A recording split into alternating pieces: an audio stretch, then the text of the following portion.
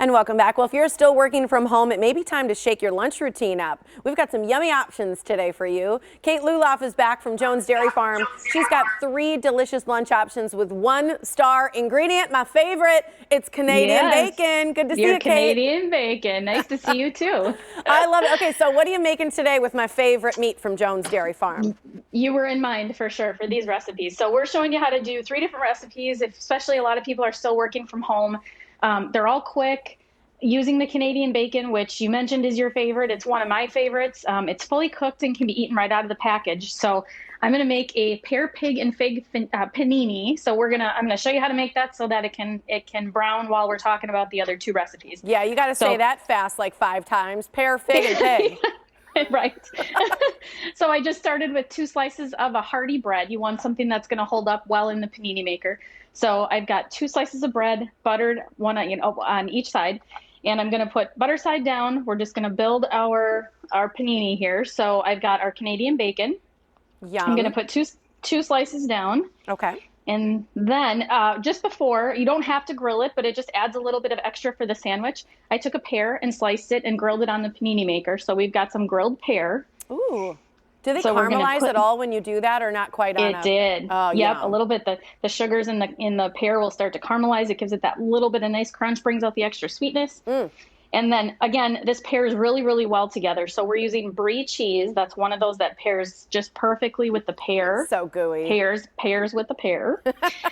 And then we are going to offset that just a little bit with some arugula, because arugula's got a little bit of a peppery flavor to it. So that gives us some nice green, and it'll give us a little nice contrast in the flavor. Kate, I love arugula. To me, it tastes like strawberries. Isn't that weird? Yes, you're the first person I've ever heard say that, but I'm gonna pay attention to that when I eat the sandwich later. Yeah, I think it's because we always had strawberries growing up from the garden, so there was always a little bit of that, earthy flavor to it. Sure, perfect. Okay, and then 2 more slices of Canadian bacon, and then before we put this top piece on, we are going to put on some fig preserves or fig jam. And again, if you've never had it, it's just a wonderful flavor. It's a little bit of sweet, and it's not like your blackberry or strawberry or raspberry jam. It's going to give it just another little layer of flavor in there. So spread that on, and then we're going to put that on top, obviously butter side up again. And we will put that on our panini maker. If you don't have a panini maker, you can use, if you have a George Foreman, one of those indoor grills, that'll work too. Or you can just do it on the stovetop in a skillet and then just cover it, flip it about halfway through, so that you want the cheese to melt and the Canadian bacon to warm through. So, I love the Canadian bacon, especially because it's, I like getting the fat from my cheese and the butter. So the Canadian bacon is like 97% fat free. So that's like your healthy part. It is, exactly. 97% fat free. A serving is 3 slices. So there's only 60 calories, and it's only 1 gram of carbs and 1.5 grams of fat. So like I said before, you can eat it right out of the package. It's great for a snack if you're working at home.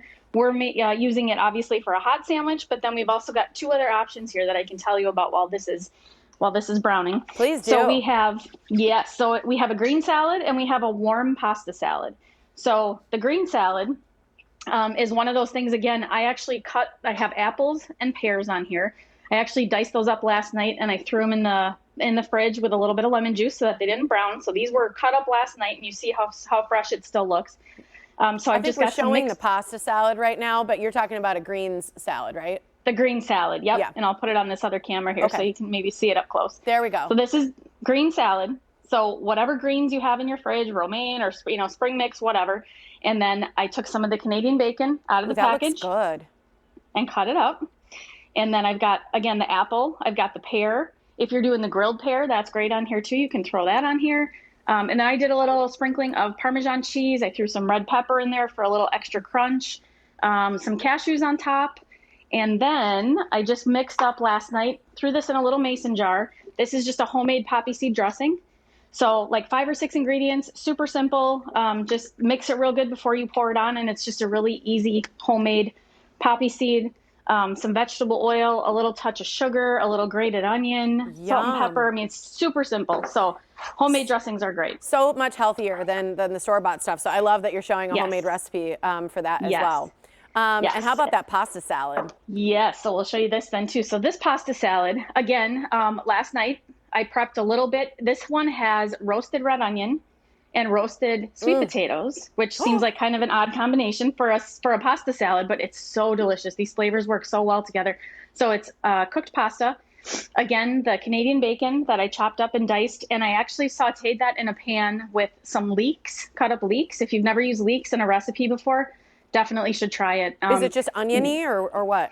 It's in the same family as onions and garlic, so it needs to be cleaned thoroughly because it grows in the ground. So there's a lot of ground a lot of times in the leek. So make sure you clean that well. And yes, you saute it. It's like a mild sweet onion flavor. Yum. So that's a nice alternative to another onion. We're running out of time, but I do want to tell people that, you know, if you don't know where the Canadian bacon is, because at my local place, it's actually not there, so I have to go to a different place to get it. You have the product locator on your website. So you can actually, click on that and you go to whichever product you're looking for. It tells you all the local places that carry the Canadian bacon.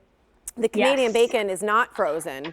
Correct. But it is in the refrigerated section. But a lot of your other meats are frozen because there's no preservatives in them. That's exactly right. So all of our sausage will be in the freezer. The bacon, the Canadian bacon, things like that will be in the deli section.